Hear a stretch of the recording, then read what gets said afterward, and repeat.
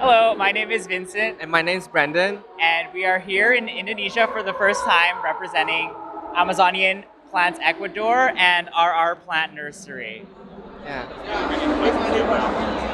And we are here representing Amazonian Plants Ecuador. And our nursery from Indonesia. So we're actually, yes, we are Canadian. I was born and raised in Canada. And I was born in Taiwan. And yeah, we are here. We it's a long story of how we ended up here, but basically, So we started a group order in Canada with back in 2002-ish. 2002 or 2022? 2022, sorry.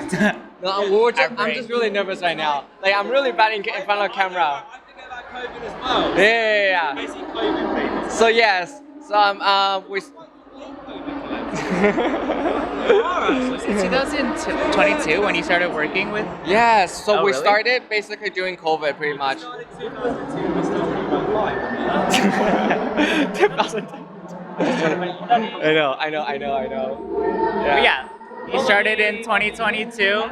So we started in 2022 when plants were very expensive, and then we were trying to figure out a way to acquire plants as cheap as possible through like group orders straight from the suppliers. So to cut out a lot of plant nurseries, like plant stores in basically North America. What happened back in the days was people used to charge a 200% margin on plants that they acquire from Indonesia and Ecuador.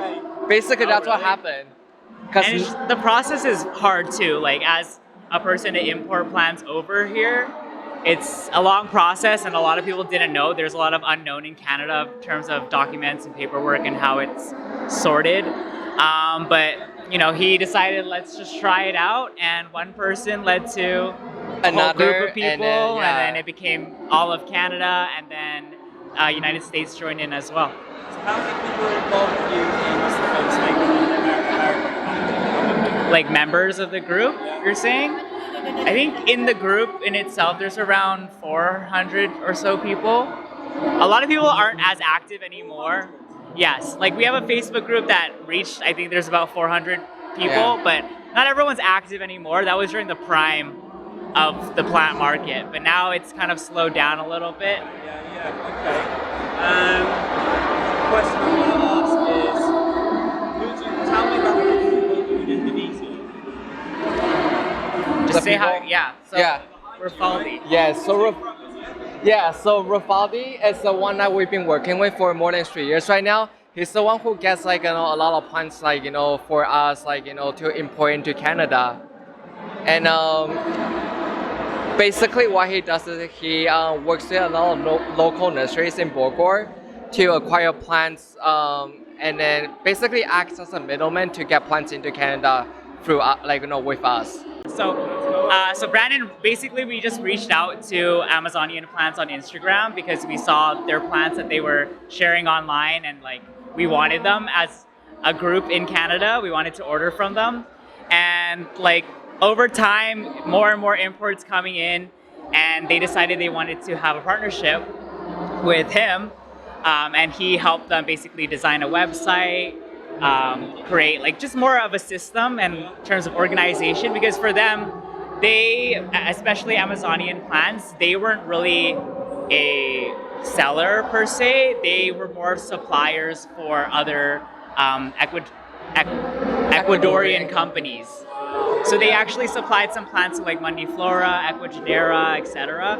So they didn't have a lot of skills in terms of sales, and so we opened that door for them. And this is their first show internationally that they've done, and we're really excited. It's going really well as well. What would you like to see the international Aroid community do for you, and what can you do for them?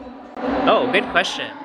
I think at the end of the day, all organizations, we're all plant lovers, right? We all appreciate plants, and I think just allowing everyone a level playing field in terms of being able to showcase their plants and enter that market is all that we really ask for. Because I mean, as a consumer myself, and we're all consumers at the end of the day, like we want to be able to obtain plants from all over the world, right? And if you attend an international show, you want to be able to see plants from every single corner of the world in one area. And that's what I'm doing actually right now. Like earlier, I was walking around, like taking photos of plants for people back in Canada if they want to buy anything. Because a lot of these plants you can't get anywhere else, right? And so it's a really cool opportunity. What events and shows like this does, they really bring everyone together and everyone can celebrate and enjoy plants. Like on sustainability, so how the plant market kind of came to be is, especially it exploded during COVID times. A lot of people were at home, they didn't have much to do, so they entered the plant hobby, and it was a lot to do with supply and demand, right? And so for Ecuadorian companies, a lot of Ecuadorian companies, they saw this as an opportunity because a lot of people, especially in Western countries, wanted the plants that they had.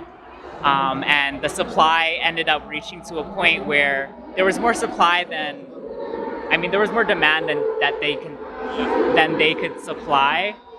And I think a big reason with that as well is, especially in the States, there's a lot of collectors, like long-time collectors that keep the entire like collection and all that stuff. Yeah. And pretty much a lot of collectors, they refuse to make self of a same plant, or maybe propagate the same plant with another same type of plants that they have to produce more,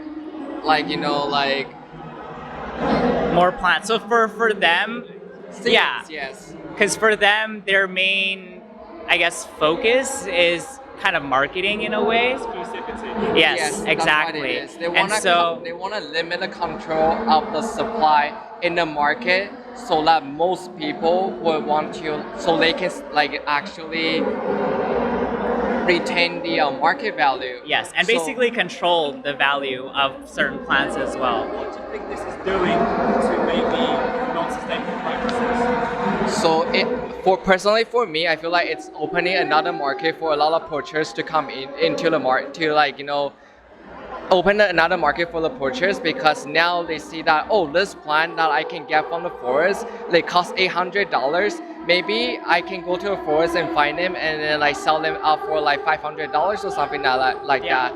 And it just basically a certain people introducing plants to other people artificially limit the supply, which opens the market for those a lot of poachers to come in and try to make a living out of it. Because at the end of the day, it's people's livelihood, right? Like if they're living in a country where these plants are readily available, and in the Western world, the prices of those plants are, maybe their annual income, they're gonna do whatever they can to survive. And so I feel like that's how poaching began. And I feel like a major foundation or a root cause of that is because of the exclusivity that the Western world has created for these plants. Yes. And also, just to add a little bit more to it, so a lot of alternative for people who really want that type of plant would be approach plants, because as a result.